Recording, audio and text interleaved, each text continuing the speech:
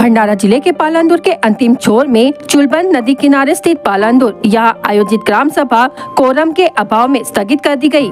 इस मौके पर उपस्थित ग्रामीणों ने गांव में लंबित पड़े विभिन्न कार्यों खासकर जलापूर्ति योजना को लेकर ग्राम पंचायत के खिलाफ गुस्सा दिखा। ग्राम पंचायत सदस्यों और ग्रामीणों की अनुपस्थिति के कारण बैठक स्थगित करनी पड़ी। खास बात यह है कि इस ग्राम सभा में सरपंच और उप सरपंच को छोड़कर 13 सदस्यों में से 8 सदस्यों के उपस्थित रहने तथा 5 सदस्यों के अनुपस्थित रहने पर ग्रामीण आश्चर्य व्यक्त कर रहे हैं। गांव की समस्याओं का समाधान नहीं होने पर ग्रामीणों ने ग्राम सभा में अपना असंतोष व्यक्त किया और ग्राम पंचायत के खिलाफ विद्रोह का आह्वान किया। मी संदीप दामोदर नंदनवार,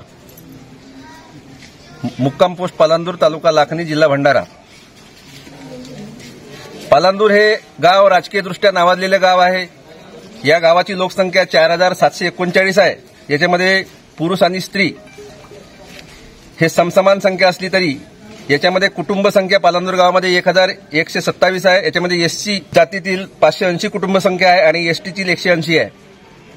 सरपंच पदाची ही निवडणूक संपूर्ण गावातून झाली।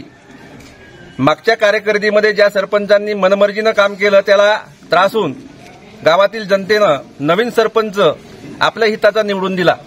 परंतु